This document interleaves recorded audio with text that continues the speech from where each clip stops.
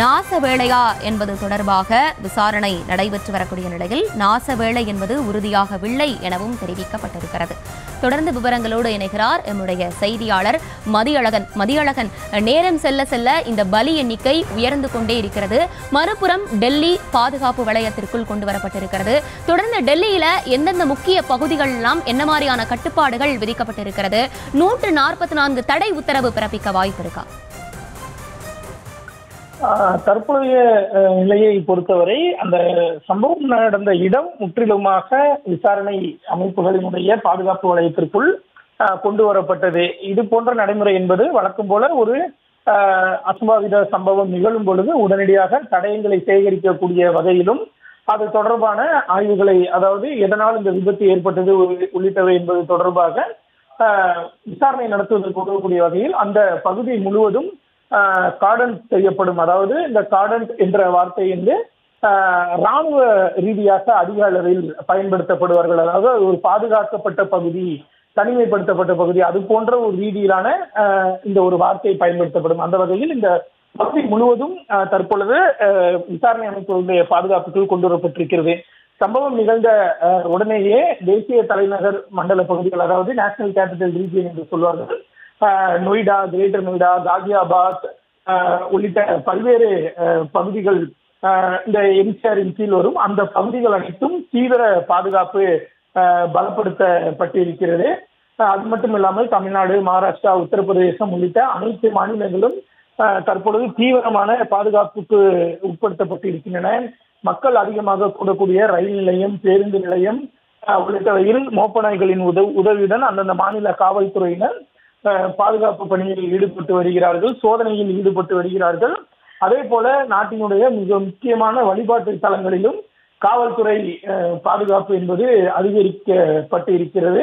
தலைநகர் டெல்லியை பொறுத்தவரை தற்பொழுது உச்சகட்ட பாதுகாப்பு செய்யப்பட்டு இருக்கிறது. தலைநகர் டெல்லி எப்பொழுதுமே ஒரு தீவிர பாதுகாப்பில் இருக்கக்கூடிய ஒரு பகுதிதான். நாம் டெல்லியினுடைய முக்கியமான பகுதிகள் எங்கு சென்றாலும் சரி, இந்தியா கேட் மற்றும் செங்கோட்டை, சாந்தினி சவுக் மார்க்கெட், சரோஜினி நகர் மார்க்கெட் உள்ளிட்ட எந்த பகுதிகளுக்கு நாம் சென்றாலும் கூட அங்கு துப்பாக்கியுடன் காவலர்கள் எப்பொழுதும் பாதுகாப்பு பணியில் ஈடுபட்டு இருப்பதை நாம் பார்க்கலாம். டெல்லியை பொறுத்த வரைக்கும் கடைநிலை காவலர் கூட அவருக்கு கூட துப்பாக்கி வழங்கப்பட்டிருக்கும். அதே போல மத்திய துணை ராணுவ படையினரும் டெல்லியில் கணிசமாக பல்வேறு இடங்களில் பாதுகாப்பு பணியில் ஈடுபட்டிருப்பார்கள். பண்டிகை காலங்களில், குறிப்பாக தீபாவளி உள்ளிட்ட பண்டிகை காலங்களில் பொதுமக்கள் அதிகம் கூடுவதன் காரணமாக மார்க்கெட்டுகளில் கூட துணை ராணுவ படையினர் பாதுகாப்பு பணியில் ஈடுபட்டு இருப்பதை நாம் டெல்லியில் கணிசமாக காண முடியும். டெல்லி எப்பொழுதுமே ஒரு பாதுகாப்பின் வளையத்திற்குள் தான் எப்பவுமே இருக்கக்கூடிய பகுதி என்பது டெல்லி.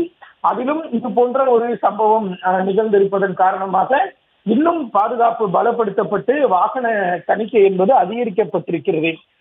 டெல்லியினுடைய புறநகர் பகுதியாக இருக்கக்கூடிய நொய்டா, கிரேட்டர் நொய்டா உள்ளிட்ட பகுதிகளுக்கு அங்கு செல்லக்கூடிய வாகனங்களும் சரி, அதே போல அங்கிருந்து வரக்கூடிய வாகனங்கள், அதே போல டெல்லிக்கு மிக அருகில் இருக்கக்கூடிய குருகிராம், ஹரியானா மாநிலத்தை சேர்ந்த குருகிராம் வந்து மிகவும் ஒரு ஐடி நிறுவனங்கள் நிறைந்த பகுதி, மிகவும் செல்வந்தர்கள், ஒரு நாட்டினுடைய மிகப்பெரிய ஒரு தொழில் நகரம், வர்த்தக நகரம், தொழில் நகரம் என்று நாம் குருகிராமை சொல்லலாம்.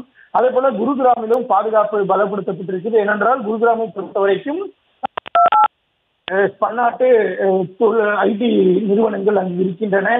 அதே போல டெல்லியில் இருந்து தினமும் ஆயிரக்கணக்கானோர் மெட்ரோ மற்றும் சாலை மார்க்கமாக குருகிராம் செல்லக்கூடிய வகைதான் அங்கு போக்குவரத்து இருக்கும். எனவே இந்த பகுதிகள் அனைத்தும் முற்றிலுமாக பாதுகாப்பு பணிகள் செய்யப்பட்டு இருக்கின்றன. சம்பவம் நடந்த இடத்தில் டெல்லி மாநகர காவல்துறையினர் மற்றும் தடயவியல் நிபுணர்கள், தேசிய புலனாய்வு முகமை, தேசிய பாதுகாப்பு படை மற்றும் சிஆர்பிஎஃப் என்று சொல்லக்கூடிய மத்திய துணை ராணுவ படை என அனைத்து தரப்பினரும் சம்பவ இடத்தை முற்றுகையிட்டு அங்கு தடயங்களை சேகரிக்கும் பணியில் தீவிரமாக ஈடுபட்டிருக்கிறார்கள். இது ஒரு புறம்.